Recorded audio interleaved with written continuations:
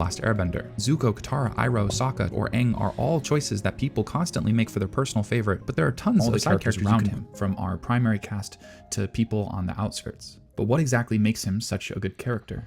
What's up, guys? I hope everyone's having a very good day, and we've got a new video to react to. When you find a great character where you least expect it. As many of you, if you watch the channel, probably like anime. One of the clear-cut, outstanding anime which really burst on the scene last year was Frieren. It really took people by storm, especially how it dropped the first 4 episodes all at once. And it was very much needed in order to actually set the stage and set the scene for the entire anime moving forward. It gave us a feel of the world building as well as our main MC of Frieren. And even me, when I was watching first time, I didn't really enjoy it as much as everyone else was. But likewise, when this, as one of my favorite anime arcs came through, that mean the tournament arc slash training arc. It was very similar to the way Hunter exams from Hunter x Hunter, if anyone knows the setting. And we meet a new character called Denken. And he is really a refreshing kind of character compared to Otherworld. And even I'm not really sure of why I like him, but he really isn't an endearing character that I do want to look more into and see what this creator has to say of why he is such a great character. So without further ado, we'll go straight into the video.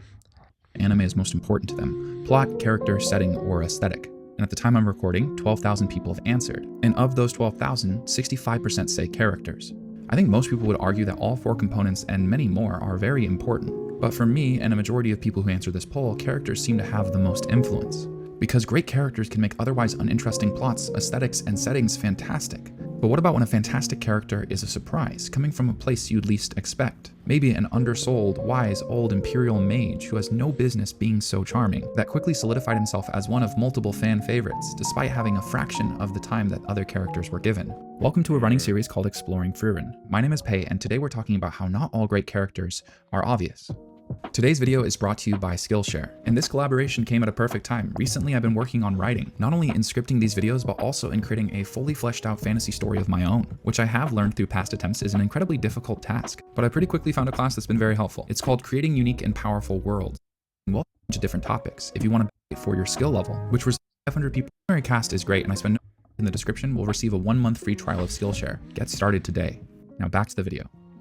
Frieren, like many stories I love, is built off of a foundation of great characters. And while the primary cast is great and I spend no shortage of time praising them, something else Frieren does that's really remarkable is create strong characters that feel like they exist off-frame. Often writing decisions in stories are made very purposefully. Primary characters and often secondary characters are the priority. Time spent away from them has to serve a purpose, either practically or to make the media more entertaining. Think about it, in almost any given story, how much time are the main characters not directly involved in one way or another? So if you're spending time and attention on these tertiary characters, it has to be worth it, otherwise people will be annoyed by the distraction. Now, while those characters are serving specific goals, it's very important that they feel real, like they exist in the world outside of their goal. Otherwise you risk a break in immersion, a world where outside of the main cast, everyone feels one-dimensional, like tools being used for specific purposes. So while primary characters are important, the quality and depth of those that they interact with and are surrounded by is an often overlooked factor in character writing. A great example of this is Avatar: The I have to completely agree. If you're taking away scenes from the main characters, it has to serve a purpose, primarily for 2 reasons. 1 being world building, and then 2 being character building. If either of those 2, if not both, aren't being used, it has no purpose in the story and therefore shouldn't be used. Which goes back to the great writing of how it was beautiful world building to make the whole world feel real and livable in, while other characters also have their own lives, independent to what our MCs are doing. In just such a short period of time, we get an idea of Denken's character, what his motivations and why he does it, and it all makes the world feel more whole just because they spent that little extra time giving him a little bit of a backstory. I think it's perfect for his character. Last Airbender. Zuko, Katara, Iroh, Sokka, or Aang are all choices that people constantly make for their personal favorite, but there are tons of side characters you can point towards throughout the series that are also outstanding. The periphery cast that's given less screen time still feels like they exist off screen, that they're fully fleshed out people. From the reoccurring Cabbage Man to Sokka's Swordmaster, there are so many characters that fill out the world around the story, which is a really important part of world building and character design, to remember that this is a story taking place in a world, not a world that exists for the story. Or at least that's how it should feel. Which I think transitions beautifully into the topic of today's video, Denken from Frieren Beyond Journey's End, a character that demonstrates these points beautifully, one that's given tons of little great moments and one outstanding one, with just a fraction of the time characters are so often given. There are three major questions I want to explore here. What makes Denken's character so surprising? What makes him good? And what do those two things teach us about Frieren and storytelling in general? To truly understand why Denken's character is so surprising, we gotta start first with some media analysis. Media in all forms has conventions, and then expectations that come from those conventions. Some of those things come from practical places. Take, for example, the vignette. It was a byproduct of lens shortcomings. But as people discovered artistic merit and it became more normalized, everyone started adopting it. I do it digitally. There are tons of examples of this in filmmaking and anime. Aspect ratios being another great example, a byproduct of practical limitations that became normalized and cinematic. There's even this genre of YouTuber that, as far as I know, originated from a channel called Cinema Sticks, where their thumbnails are just screen caps from a movie, keeping in the cinematic black bars. Now, with any standard can come subversion. A great example of this with aspect ratio is Zom 100, an incredibly underwhelming show built around an outstanding pilot, where we're introduced to the main character with the soul sucked out of him from his corporate lifestyle. They literally pull the saturation, removing all color from the shots, until the onset. Zom 100, very good anime, which was very done dead dirty in terms of the anime production, but I definitely recommend everyone to watch it, because in recent years it does have one of the best first episode animes in this generation, I won't lie. And as the creator today is speaking about, having a world feel real and have characters being able to act and live independent to our MCs is what great writing is all about. And Frieren does this excellency, which naturally trickles down through all its MCs and is also supported and held up due to the MCs and the characters. So another great point about Frieren. Apocalypse frees him from that responsibility, and we see him break through the aspect ratio bars and color returns to his life. It's a really cool example of utilizing convention, but not all convention comes from a practical place, showcasing that sometimes people just do things because they're being done. The anime nosebleed gag showcases this. There's no practical origin. People are just copying the standard that's been set. Now, where this applies with Frieren and today's video is in character design. In anime, character design is used very heavy-handedly to guide the audience. It's a convention that's immediately visible. There's this popular meme from Yu-Gi-Oh! Which highlights this perfectly. Both colors and distinct design are used to highlight what characters audiences are supposed to care about. Stark is associated with red, Fern with purple. And Yugi has protagonists written all over him. He looks like he just left a 21 Pilots concert and could use his hair as a deadly weapon. The point is, no one bats an eye at all these distinct designs because it's so normalized. I don't think distinct designs is a problem. I think it helps create a lot of clarity in storytelling. Writers never want audiences confused unless it's on purpose. People often don't want to feel like they're working super hard to just follow the story. But if a writer chooses not to participate in these conventions, you can do a lot of cool new things, but it also has a chance to backfire. Take an argument that I made 2 weeks ago when I introduced Frieren's Mage Exam. In tournament arcs, you want a striking and intriguing ensemble cast. Gaara and Todoroki are good examples of that. But the characters that Frieren introduces in the Mage Exam are very undersold, especially by modern anime standards. I think this made it a lot harder for people to accept in open arms the change in tone and pacing that came with Frieren's Mage Exam. People don't like when you switch stuff up in a story, but it's super important for making sure that the story itself doesn't get stale and repetitive. But you do want to make that transition easier. And while there's been a lot of pushback involving the Mage Exam arc with Frieren, I think in retrospect, especially in reviewing, it really holds up. And my example of that is in Denken, a character that by every modern convention seems uninteresting, but a perfect example of a periphery character done right, one that is so efficient with the time he was given, leaving a lasting impression on the audience and enhancing all the characters around him, from our primary cast to people on the outskirts. But what exactly makes him such a good character? Sensodyne Clinical White gives 2 shades whiter teeth and gives 24/7 care for sensitive teeth. Alhamdulillah, huge news from Gaza, from Palestine. 150,000 brothers and sisters who need clean water right now in Khan Yunis. I'm here with Brother Yahya, who's been with MATW for our brothers and sisters in Palestine. Earlier, I talked about how periphery characters are often introduced with specific intention. They're practical or entertaining, sometimes both. Using a previous example, the Cabbage Man from Avatar: The Last Airbender is mostly used for humor, so his purpose is entertaining, whereas Sokka's Swordmaster serves a much more practical reason. Sokka needed time dedicated to his development to keep up with all the benders around him, so the Swordmaster is more practical. There are tons of little ways in which he impacts the story, but his main purpose is in the way he interacts with Sokka's character arc. So let me ask you, those who've seen Frieren, is Denken practical, entertaining, or both? Well, Denken's at the center of one of the most entertaining scenes in Frieren, one that stuck with most. This goes back to my earlier point. The side characters, yes, as part of they have to be their own character and have their own purpose, own backstory, own motivations. It's integral that they have to also intertwine with our MC just in order to have a greater sense to the story. It's a whole kind of like Chekhov's gun situation, narrative device. There's no point of anything being in the story but it doesn't serve a direct purpose for the story. Here, in regards to the character of Denken, it really highlights a perspective of an elder mage who is near the end of his lifespan, which naturally contrasts with Frieren, who has lived for thousands of years and shown a difference between their ideals and their mindsets in terms of the changes of magic and the magic system, as well as the finality of death and their end. It really adds that level of dichotomy, which enhances the story, which is incredible.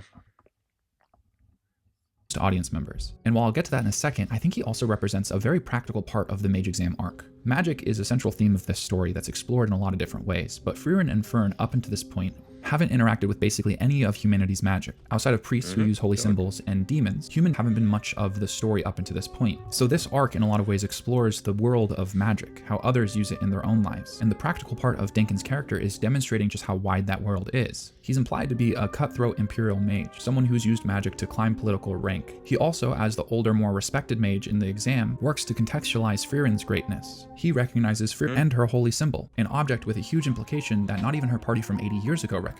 Denken makes the world feel bigger. Small moments from him imply so much about the world. This doesn't just apply to him, but most of the mages in the mage exam. He's just the best example. And I think a big component that ties into that practicality and entertainment for Denken's character is his charm. Charm is always a hard thing to define because it comes in so many different shapes and forms. Some characters are charming because they're not what you'd stereotypically define as charming. Maybe awkward in a sincere way or overly blunt but living by the ideals they believe in. I think Denken's charm comes from the nuance in his character, a highly ambitious imperial. Completely agree. In line with what I was saying about him being such an endearing character. There's just something about him which draws you to him. Despite him being antagonistic to Frieren, we low-key root for him because we feel a familiar bond to him, which is very impressive considering at this stage in the story, we may have been with the cast of Frieren, Fern for like 18 episodes now, and yet in such a 6-episode kind of arc, he's brought center stage to be one of our favorites. Really just goes to be a testament of the great character writing in Frieren. Because the most important thing about any character is how well they can connect with the audience and how quickly they can build that connection too. The fact that you're able to do it in such a little time, just a testament to the writing of the character and an extension, the character himself. And in this case, it is Denken.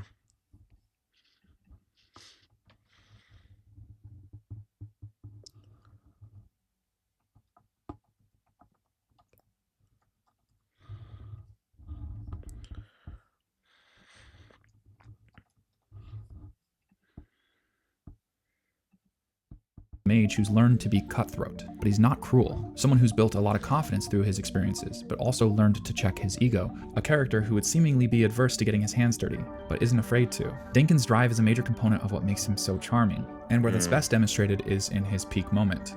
In the first stage of the mage exam, each party of 3 is tasked with capturing a magical bird. Quickly, people find out that's no easy task. And it's made much harder by Frieren's party. By freezing the main water source, it throws a wrench in everyone's plans. So Denken, with not a lot of options, knowing that Frieren's party has a plan to capture a bird, makes them his target. There's a solid fight with clever planning where Denken's party almost comes out on top, before inevitably losing. But more important is what comes after. With their party's mana exhausted and little to no options, Denken says it's not over until the bell rings. They find a party disqualified through the death of one of their members, holding desperately on to the bird that they worked so hard to get. And in an iconic moment of the first season, Denken says, even without any mana, I can still throw hands. A scene that works so perfectly with the character they've set up before this. One I've known since about a year ago when I started making these videos I wanted to talk about. A peak moment in an outstanding show coming from a character you'd least expect. Yesterday, I did another poll asking from all the periphery mages in the mage exam, which were people's favorites. Now, Ubel performed pretty well for interesting reasons, but the clear leader was Denken. Frieren is a show that's truly unpredictable, because when writers make a habit of always subverting expectations, audience... I do want to just add to that, because yes, that scene at the end where it feels all is lost, and even then, no magic, no means, he goes back to the basics and uses hands in order to claim a victory in the end. And I feel like this naturally relates to us, as despite him being a secondary character, in this one instance he really shows like top tier protagonist level kind of energy. How many times do we root for like the underdog character, or the character who's at his last wins and he gets a second wind and he has to push through the last hurdle? These are the characters that really resonate with us, despite whatever story or whatever show you want to use. And here, Denken gets the exact same treatment, and it's beautiful. And it's added extra layers because we've seen everything he's put and everything he's tried in order to get to pass the exam in the first place. Naturally, he fought directly, the only person to fight directly against arguably the top 3 strongest mages in Frieren, that being Frieren herself. Head first, he had courage and bravery, and even had the tactical skill to outwit her to at least a certain degree. Naturally, he didn't come on top, but we've seen all the efforts he's put, and we root for him because we believe he does deserve it over other characters who have almost like cheated their way, not even cheated away, but done the easy path to victory. So it's brilliant from Denken there.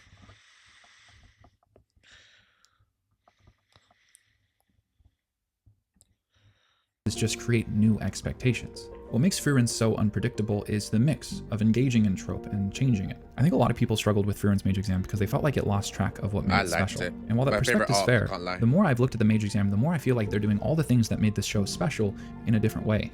More serialized rather than episodic, interweaving more plot lines and characters, taking important time setting up a grand story. I was so uninterested in Denken's character during his introduction, and then in its unpredictable fashion, Frieren made him outstanding, making a periphery character that you wouldn't expect to be good feel so big and so alive, one that obviously does serve some purpose, but still feels so human. Thank you for watching. I'll see you next week. It's just the case that something about older anime, the older men or older characters in anime, is just so refreshing especially when you compare it to like Western media, when you got like the bubbling old dads who are useless and all this, etc., etc. Especially in anime, they always treat their elder characters with such care and respect. It's really refreshing to see. Whether it's like your Yamamotos, Sakamoto, the third Hokage, whatever series, you'll always know there's an older character who's highly respected. Half the crew in One Piece, like Whitebeard, it's like they give them the tender care, and Denken is added on with those one of the best written older characters in the series. And he is a great character. He is probably my favorite character in Frieren, I can't lie. And it's a shame that he'll only be for a few arcs, this one arc. But when he appeared, it really made it matter. I just love it that he was one of the few who did pass the exam with Sierra at the end, because if anyone deserved it, it was him. He was the one leading forward, putting things on the line. It was just a great character all as well. And definitely one of the best characters of 2024, in my humble opinion. But I'd love to know and hear from you guys. Do you guys like Denken? Where would you rank him in terms of your best and favorite Frieren characters? And if you like more Frieren content, let me know. I'll do my best to find more Frieren related videos. But that's everything for today from me. Like, comment, and subscribe. And I'll see you to the next one. Ciao.